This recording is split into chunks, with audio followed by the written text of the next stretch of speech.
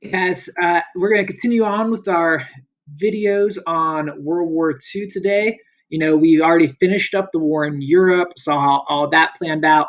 Hitler is dead. So now we're going to jump back in time a little bit. Remember, this stuff's going to be going on at the same time and talk about the war in the Pacific, the USA versus Japan. So remember, we're going back in time because the United States was attacked by Japan at Pearl Harbor at the end of 1941. So what happens after that? While we're still fighting the Nazi Germans in Europe, what are we doing over in the Pacific Ocean? So by the end of today, you should be able to explain how the United States used island hopping in World War II. You should be able to explain how the United States used island hopping in World War II. That idea island hopping sounds pretty funny, but you'll see what I mean by that. So remember, Japan had control most of the Pacific Ocean by early 1942. Remember, they attacked Hawaii at the base of Pearl Harbor on Hawaii, rather, at the end of 1941. But they had already taken over a lot of these places before. Uh, and we're going to slowly start to take them back. Remember, that was one of the reasons they were so mad at us, because they were taking over parts of China and other islands over here, and we were getting mad at them, not trading oil with them, so they wanted to attack us. But the problem is for the United States is Japan's still really far away from our base at Hawaii, and it's really far away from the United States, like really far. So we can't just get on ships and get over to Japan and attack. Our guys would get killed immediately by the Japanese soldiers. Even our base here at Hawaii, Pearl Harbor, is just too far away. So the first major, there's a couple other battles that happened beforehand, but the major battle you need to know is what's called the Battle of Midway.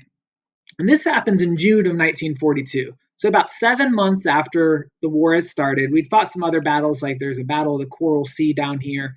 But this one's really important because it's considered a turning point. So basically, for the first 7 months of the war, Japan was on the offensive. They're attacking us, and we're playing defense, trying to survive. But the Battle of Midway changes all of that. And the Battle of Midway is really the proof that people were already starting to figure out that aircraft carriers were more important than even battleships. So the United States had this base on the island of Midway right here, and it's called the island of Midway. It's about right here because it's about midway between Asia and North America. So not a clever name, but it makes sense. So Japan thought they were going to surprise attack the United States at Midway. Remember, right here. But the United States had what we call code breakers. And if you are following along, you should have read about codes before. It's like secret messages. But the United States code breakers had broken the code for Japan, so we're able to figure out what their messages said. And we found out that they were going to attack at Midway. They actually had pretended like they were going to attack these islands up here, and they did send a little force, but that wasn't the important force. They were going to attack here, so we were ready for it, and we kind of counterattacked, meaning they were attacking and we struck back at them. And while they're busy attacking our islands, we send off airplanes to attack the Japanese aircraft carriers. And it actually worked out really well for us. We got kind of lucky that our first wave of planes that went in toward them actually pretty much all got shot down. But they thought that was all we were sending, and we had another whole group of them coming in. In Japan, they had gotten most of their planes to land on their aircraft carriers. They were getting refueled, getting new supplies and stuff. And right while they were all stuck on their ships, our dive bombers come in. Remember, they swooped down, dropped bombs on the aircraft carriers, and we ended up sinking 4 of their aircraft carriers. 3 of them right away and 1 of them later, while they only sunk 1 of ours. So this was a huge, huge blow for Japan. And they never really recover from that because for the rest of the war, we're pretty much kicking their butts. I might be exaggerating a little, but we really were on the offense from then on out. So we still got an issue though, because we got our base here, our base is here, but we're still really far away from Japan.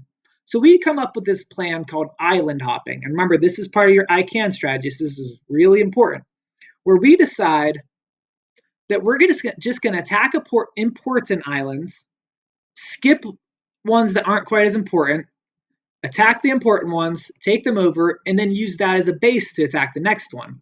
So say we take over this island here, set up as a base to attack this one, set that up as a base to attack that one, set up that up as a base to attack that one, set up that one as a base to attack that one.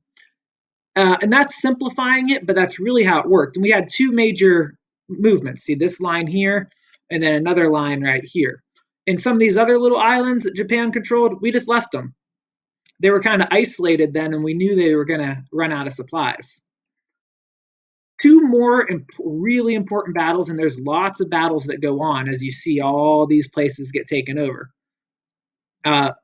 Two of the most important battles are these two islands right here, Iwo Jima and Okinawa. So we're going to look at those closely. The Battle of Iwo Jima is so important because it's pretty close to Japan. It's only 750 miles from the capital city right here, Tokyo. Here's Iwo Jima. And it's also really important because it's Japanese soil. It's the first battle that's fought on what the Japanese consider their homeland. The other islands we were fighting on weren't their homeland. They were islands they had taken from other people. It's just different when it's your own home country. So they're going to fight really hard. And this happens between February and March of 1945. So we've gone all 3.5 years since the start of the war. And there's lots of casualties, thousands dead and wounded for both sides, the US and Japan.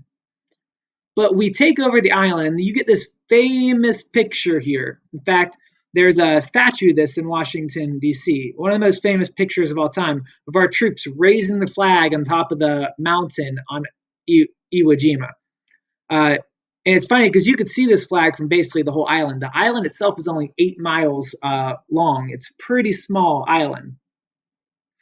And now we're close enough to attack Japan directly, which is a big deal. But there's another even bigger battle that happens shortly after that. And this is called Okinawa.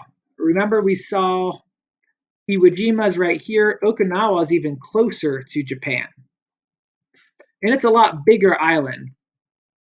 And this is the last major battle of World War II. And this happens through April through June of 1945.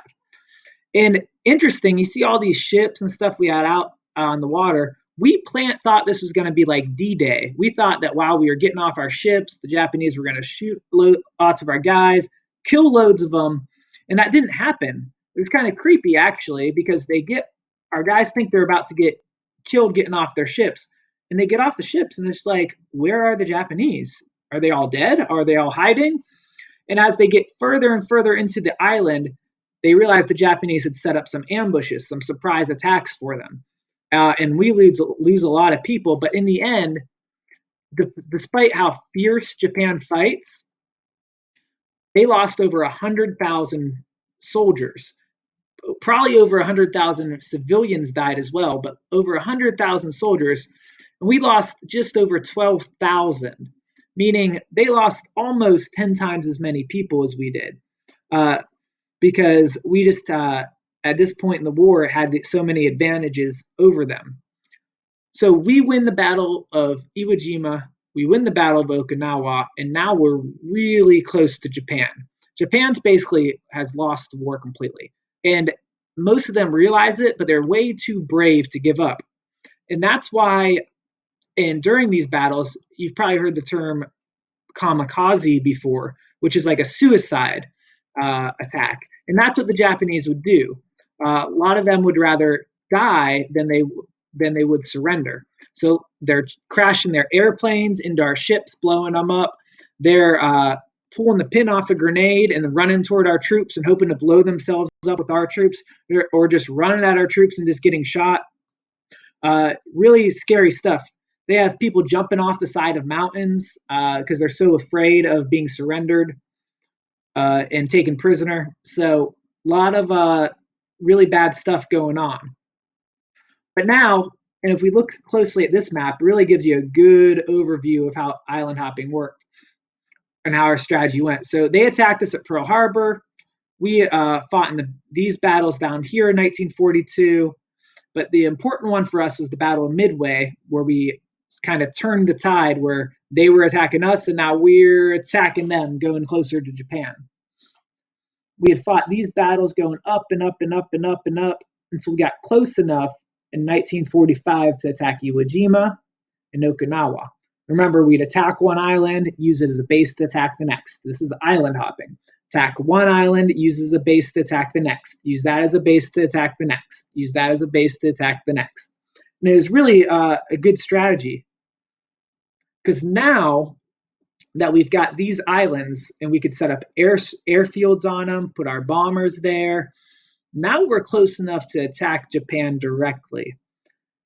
And that is something that we're going to have to learn about in our next video. What are we going to do now that we're close to attack Japan directly? Are we going to just get all our guys on ships and put them there and try to attack them like we did D-Day? Or could we maybe figure something else out to do? I guess we shall have to see.